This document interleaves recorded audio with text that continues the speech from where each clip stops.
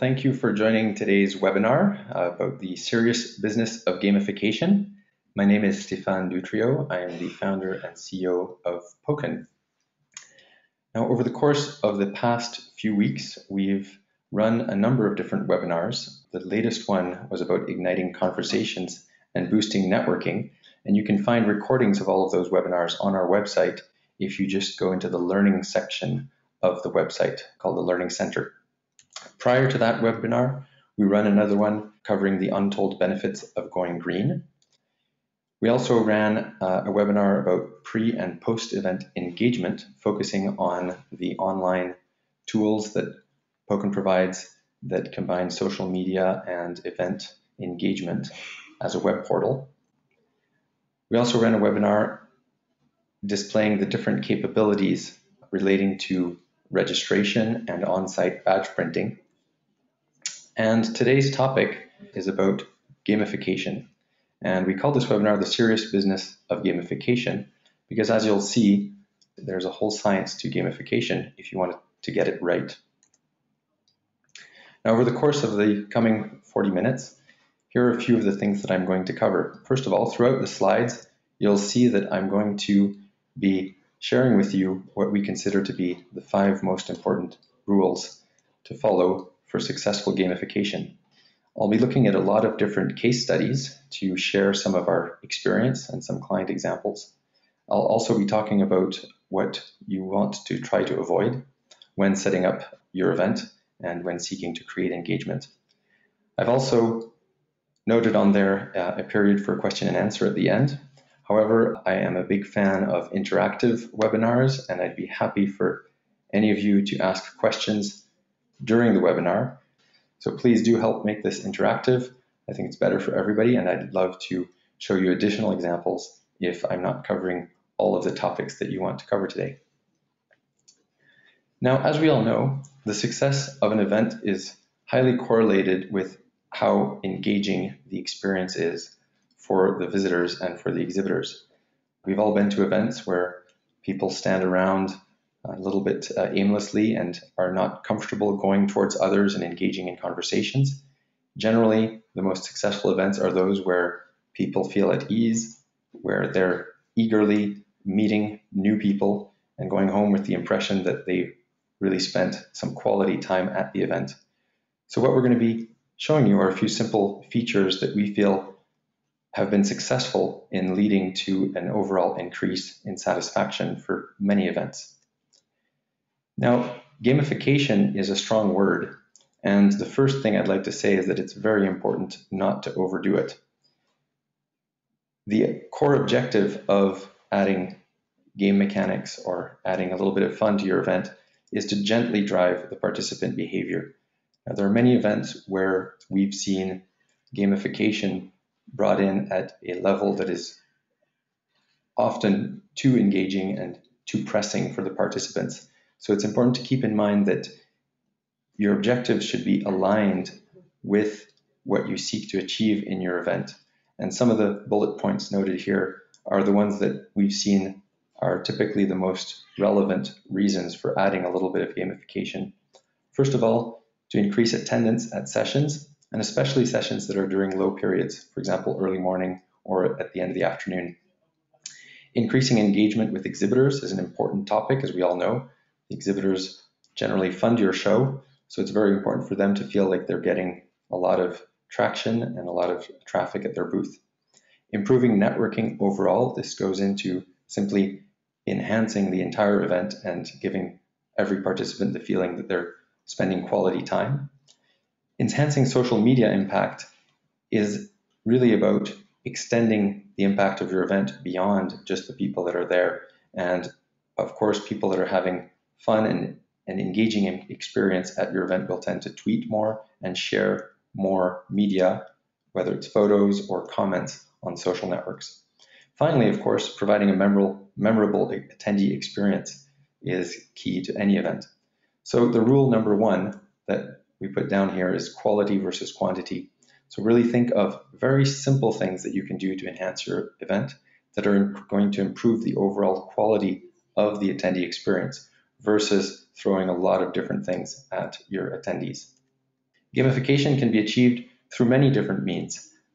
Traditionally, the good old pen and paper, there are many different games that you can look at and find online that don't require any technology. A lot of events have turned to different pieces of technology to create a more interactive and engaging experience, especially on the mobile app front. So we'll talk a little bit about mobile app engagement. Engagement and gamification can also simply be the result of having a great MC, a master of ceremony, somebody that's one of your speakers maybe that's going to be leading and directing the event and providing great enthusiasm and quotes and generally creating a sense of engagement and togetherness for everybody at the event. So gamification doesn't necessarily require technology. There are many other ways of driving engagement at your event. Obviously, a lot of the examples we're going to be showing are related to what we've been doing over the past few years using Token. You have a few screenshots here at the bottom of different client events, Intel, Airbus, and so on. I'll be talking more about these in the coming slides.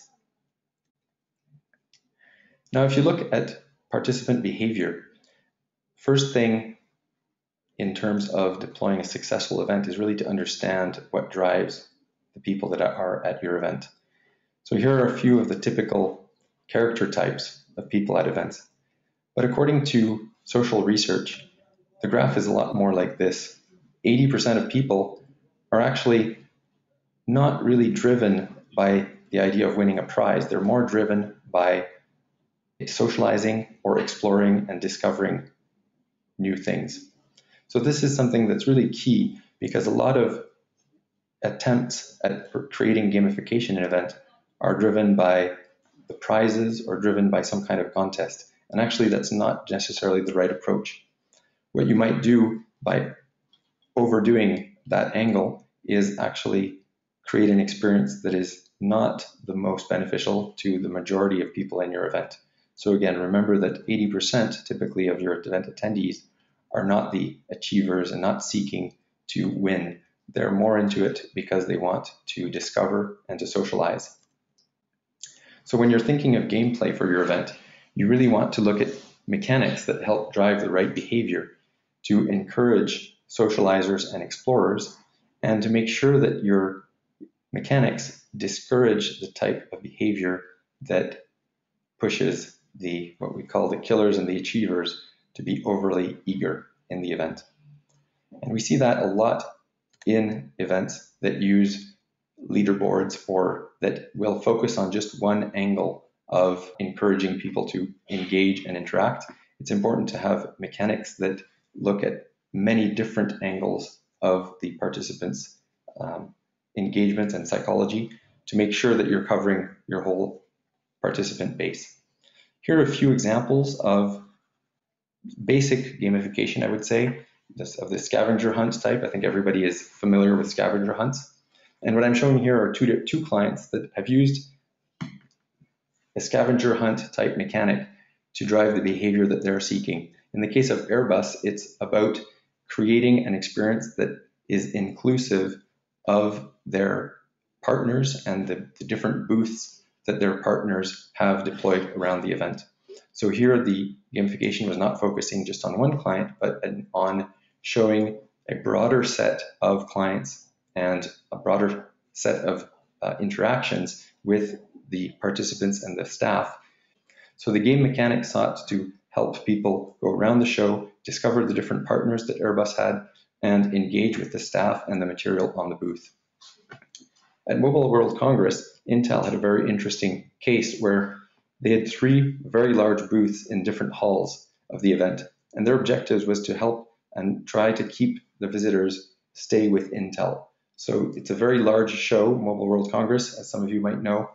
There's tens of thousands of visitors, hundreds or even thousands of booths.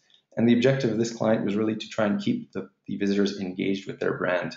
So the different halls had different themes, and Intel has a very large product and service set that they wanted people to discover. So the game there was seeking to help people go to the different booths, discover different business verticals, different products, and collect information that it's more broadly than they would have if they had only gone to one booth. Of course, creating a buzz in the event was also a priority, and this is something that Intel achieved because people were exchanging a lot of information on social media, tweeting about it, and talking to others about what their objectives were for that day, which included going to all of the different Intel-related booths at the event. Now, gamification doesn't necessarily mean quests and challenges and leaderboards. If you look at the description of gamification, it's basically the application of typical elements of gameplay to encourage engagement. So nothing about that says that you need to implement any kind of quest. I just showed you a couple of examples of quests, but we're going to go a little bit more broad here. Gameplay can mean involving points and challenges, but it can also mean playing on other drivers such as loyalty, awareness, attention, and especially driving the visitor to think and to engage with the material in a thoughtful way. An example of something that you might not consider gamification because there are no points involved here is simply, for example, a meal check-in. Now, the benefit of meal check-in in this case, obviously, is that the organizer is interested in knowing how many of the participants are coming to this meal. However, what this does, as you can see through this picture, is that it creates an atmosphere where natural encounters happen. As this lady is checking in, you can see this gentleman looking at her and probably just about to make a comment or question. It's a shared experience. If this lady was simply looking at her mobile phone, this gentleman would have no incentive to engage with her. He probably would think that she's having a private moment, reading an email. Whereas here, the fact that she's engaging with material at the event gives this sense of openness, and it allows many more conversations to be started. Now, different types of mechanics that I'd like to talk about. This one is related to one of our longtime clients, the International Liver Congress, about 10,000 doctors, hepatologists, nurses, and so on that congregate at this Congress for several days. And one of the interesting mechanics that we've implemented beyond collecting digital material is the idea of swapping caps. So in this case, for those of you that are familiar with the Poken interactive USB stick, the little characters that you see there are the cap. And we created lots of different little medical industry characters. So again, the surgeons, the nurses, and so on. And the participants had a great time going around trying to find their profession and swapping. So this is a very simple mechanic that's implemented in what you would consider a pretty serious event. This is the very big Congress. The exhibitors are the types of Novartis, AstraZeneca, Bayer, and so on, so medical industry. But it's perfectly fine to implement a simple, fun mechanic that helps people engage and interact. And in this case, many, many conversations could be generated from people needing to go and basically talk with others and convince them to swap caps to find their own profession. Now, simply collecting digital information in itself might not be considered gameplay, but it drives the right behavior and drives the kind of behavior that other game mechanics seek to drive. And this, again, in a very simple, I would say a softer way than building it into any kind of a challenge or scavenger hunt. So collecting documents digitally, as this lady is doing, and as we observe in many events, tends to foster conversation and allow people to basically interact with each other. This is a shared moment. Again, there's a big difference between this kind of moment where several people are collecting digital material on a wall, where they can see that each of them is open to conversation and interaction. They're, again, not staring at a screen or standing quietly in a corner. Now, I'd like to read some relevant quotes that I found about gamification, because I found that these messages were right on the point. So gamification allows consumers to have fun, get useful information, and encourages them to share it with their friends. So that's where the interest is in deploying digital documents, because one of the big uses of the information that you collect at a show, whether it's the abstracts or the slide decks or flyers and catalogs and whatnot that you would collect from the exhibitors, one of the objectives is for you to share these documents, share them with your colleagues, or share them with people to whom you think they might be relevant. So digital document collection is very relevant to this. And again, it's not gameplay in itself, but it drives the right kind of behavior, just as gamification seeks to do. Gamification is ultimately not about buzzwords and mechanics, but better and more meaningful experiences. So that leads us to rule number 2 that I call enhance natural behavior. So the objective of effective gamification should really be to enhance a behavior that people would naturally engage in, and not to create unnatural instances or unnatural situations. This leads me to talk a little bit about leaderboards. So leaderboards can be, for example, rewarding the top networker. These types of leaderboards are okay in some contexts, but you have to be careful, because if you're rewarding the top networker, you're rewarding somebody that's going to go around and network as much as possible. You're rewarding quantity versus quality. Often what you'll find is the types of people that win these challenges are of the killers and achievers type that I was referring to at the beginning. So this type of game can actually lead to a little bit of a bitter taste for the people in the event that are more socializers. It's important to have mechanics in place that encourage quality networking versus quantity. Now, there's other elements of gameplay that really increase the results and increase the engagement of participants. And this is one that I have up here. I'll show you. There's a little video at the top that you should see playing now that is a big screen effect, a big screen leaderboard that we've used at some events, and that basically just seeks to share with the participants some of the live stats. And what that does is really keep people engaged and give them a sense that they're part of something and that they're part of an event that's dynamic. So this is very effective in getting people to engage and participate. The images you see at the bottom are from other events where our clients also used digital document collection and check-ins and so on to measure the interest that participants had in different products or services. And the big screen effect basically gave everybody that's participating some feedback about what their check-in, what the result was from them voting and checking in and so on. Everybody likes to see the results of surveys. And if you do it live at an event, it tends to get participation level to go much higher. Now, some of you that have used surveys in events, and mostly paper surveys, I guess, will recognize that it's very difficult to get participants to spend time filling in a survey. People dread surveys, but if they're done in a fun way, you can actually use them as part of your engagement. So what we're showing here are 4 different events where we have what we call touch surveys. So where the participants are engaging with the survey questions on a wall and touching the answers that they vote for. And this is, again, it's a shared experience. So it's all about creating this moment where people are together and are doing something together. It's very different from voting on paper or voting in an app, which is a very individual activity. And again, where you don't know whether the person is reading their email or participating.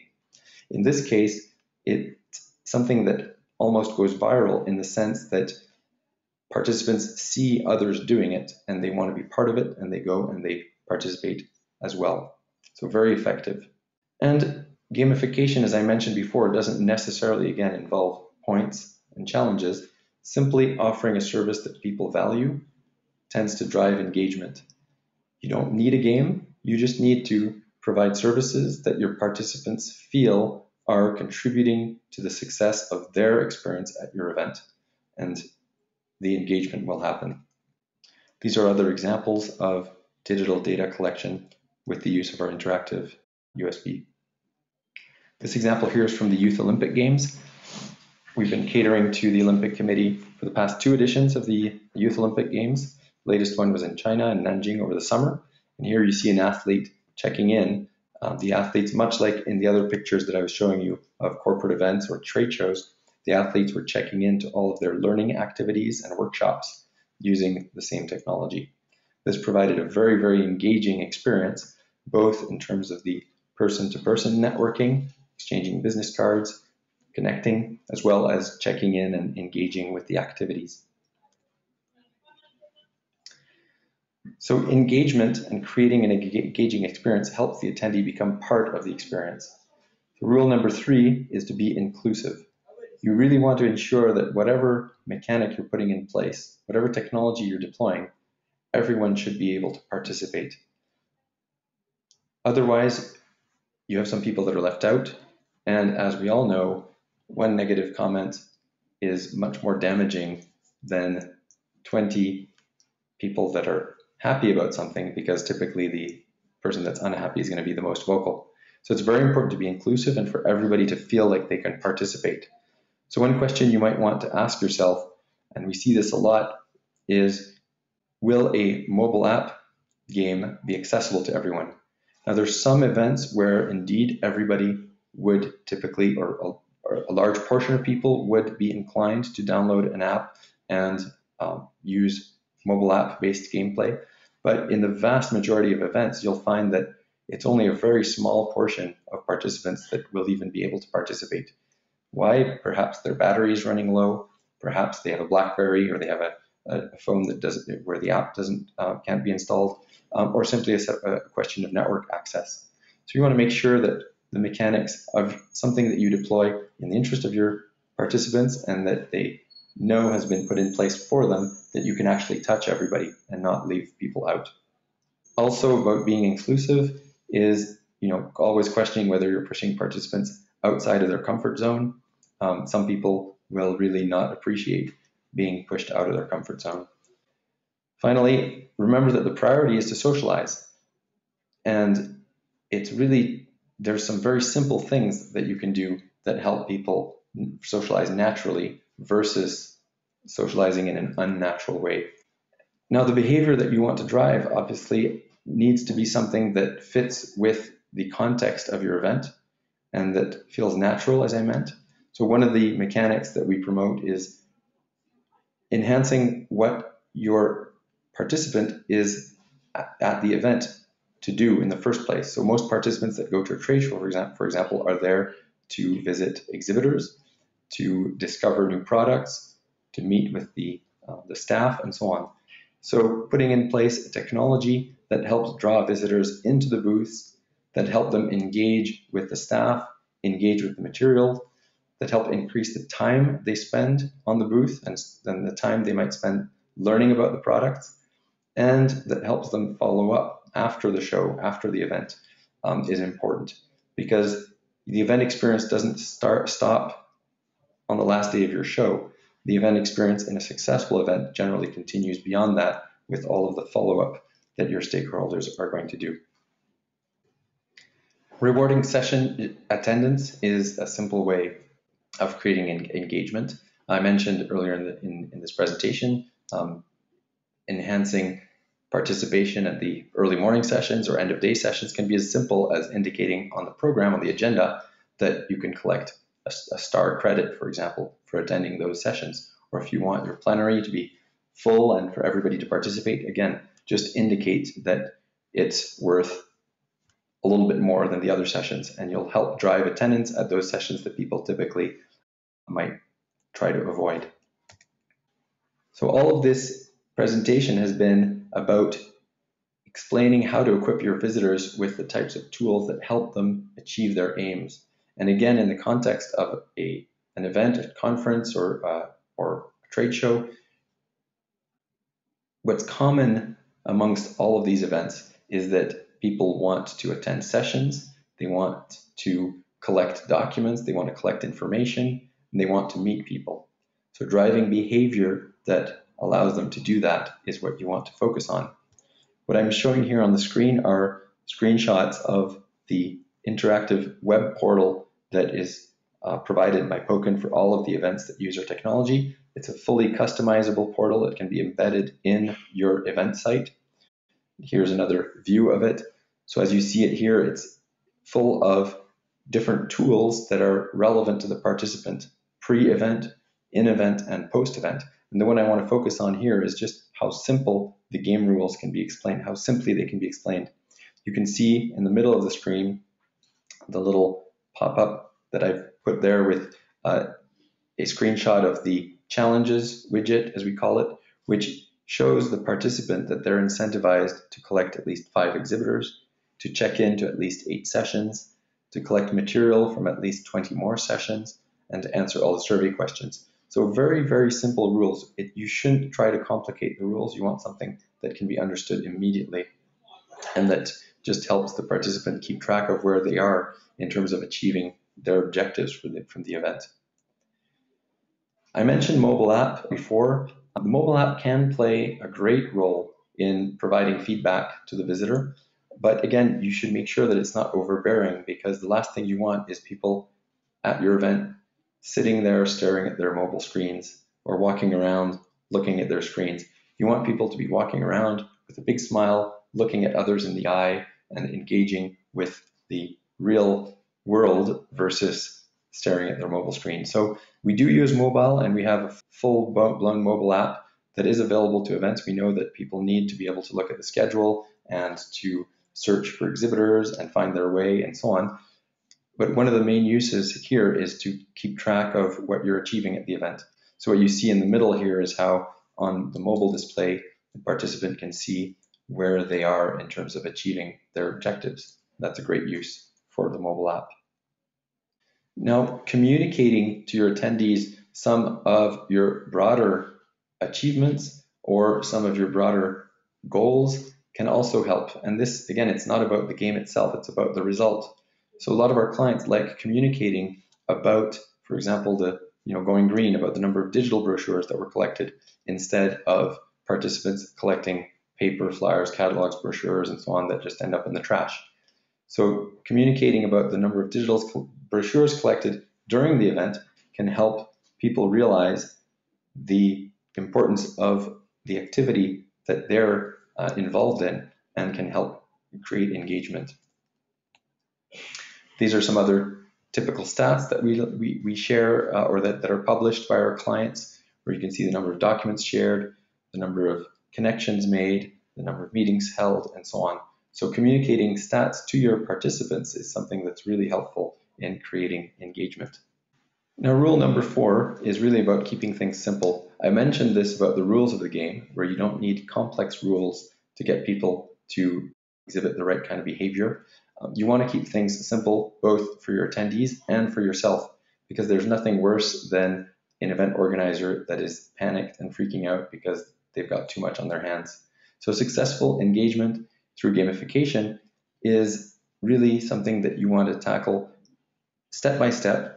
Implement something simple that is well thought through, and not necessarily jump into the most interactive and seemingly engaging game that you find, because that's not necessarily the one that's going to be most successful for your event. So don't distract your attendees with the game. Make sure it's simple, make sure you can handle it, and make sure your participants can understand it without any manual. They have to understand it with a few simple words. Right into rule number 5, remember it's all about metrics. Ultimately, you're running a business. You're going to have to report to somebody how successful your show was, even if it's just to yourself, to make sure that you're making improvements year over year. Your event can really only be successful if you can measure success. So you have to make sure that whatever you do, you have a way of measuring the outcomes. Don't just do things for fun. As I noted here on the slide, you could just simply hire a rock band, and that's fun. Do so if you think you can then measure the impact. And you might find that in some events that has a very good impact in terms of social media posts and engagement and so on. But make sure that you do measure. You need to show year over year improvement. You need to make sure that you don't need to reinvent the wheel every year. So it's also important to think about some solutions that are right for your event, that drive the right behavior, and that you won't need to completely reinvent every year. So look for solutions that you can do every year and where people don't get tired of it, so that they're more effective and you can learn and improve along the way.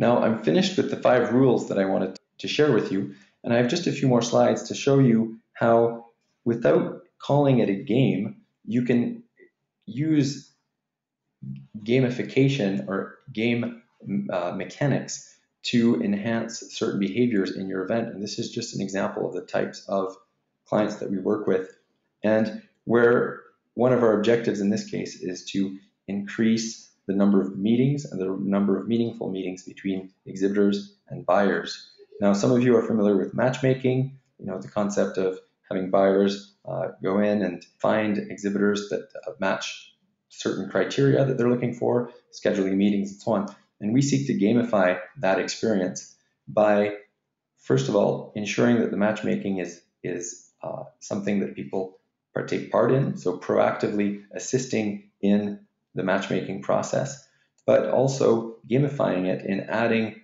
a discovery element so that the participants that have created their personal schedule are then held accountable to go and achieve what they've set out to achieve. Everybody has great intentions when they go to an event.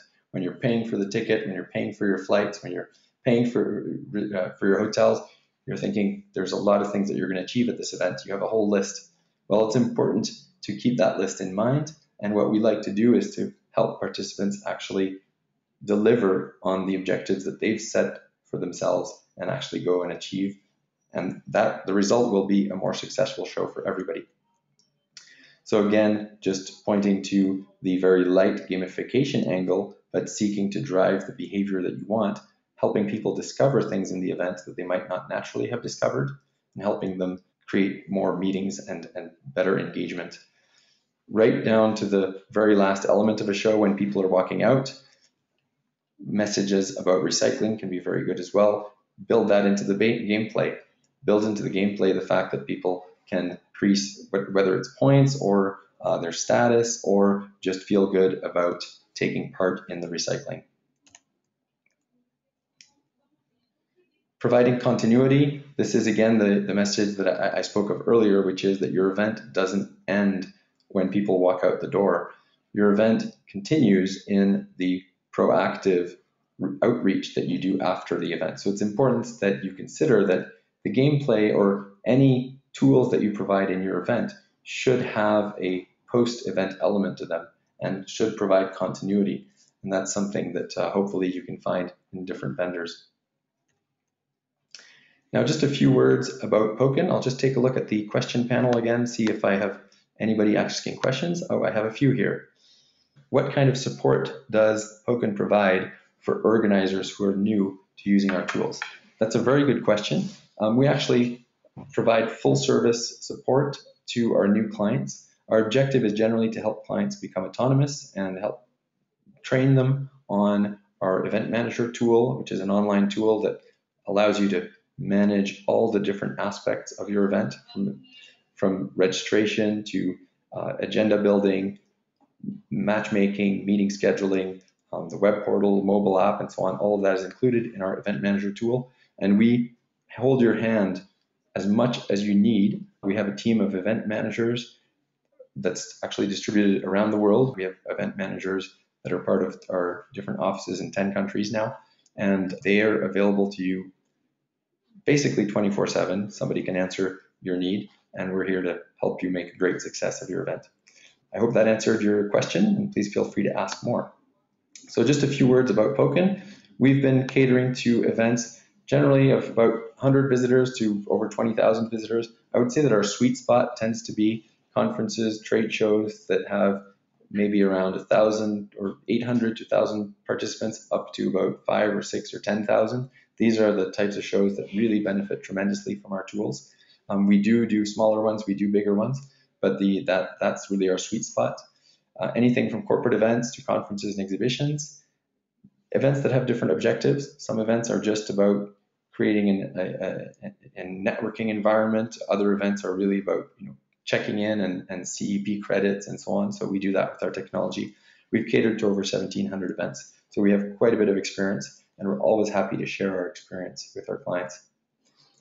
A few examples, corporate event on the top, this is Novartis. We've worked with them on quite a few events, mainly from networking and green angle, digital document collection. I mentioned the Youth Olympic Games as well, the last 2 editions, all about engaging the athletes and getting them to take part in workshops and so on.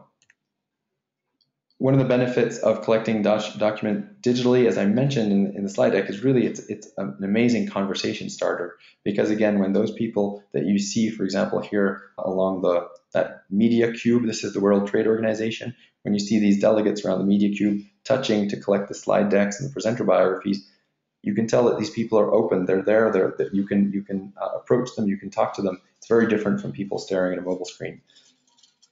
Touching a touch point to collect information digitally, it sets the example. Everybody sees how it works. There's no instruction manual needed. That's why it's viral, as we say, and it really is, where you just look around you and you see people doing it, and you know immediately how to do it as well. So it really is something that's inclusive and helps people engage with each other and engage with the material of your event. Now, one of the main reasons that our clients like our platform is about the analytics. We capture analytics like, as I say here, like you've never seen before. Basically, there are few or no other technologies out there that allow you to know what's going on in your event in terms of, for example, the networking over time. So what you see in the graph at the bottom there, the line graph, you see different periods of networking over a 3-day event. And you can tell when people are engaging, when they're less active. You can see the session check-ins. You can see what's trending in terms of what types of documents, what content people are collecting from exhibitors or from your conference stream and so on. All of this you can see live. Very, very interesting and great learning for your future events. Going back over the 5 rules that I shared with you today. Rule number 1, quality versus quantity. Rule number 2 of gamification, enhance natural behavior and don't create unnatural behavior, because a lot of your, or a certain portion of your participants will check out. They won't appreciate it. Be inclusive. Make sure that what you do can be taken part in by everybody at your event. Don't distract your participant. Keep it simple. You need to make sure that you're doing things that are in line with the participants' objectives at the event. And then remember, it's about metrics. So remember, your success is only a success if you can measure it. Otherwise, it's not something that you can build upon.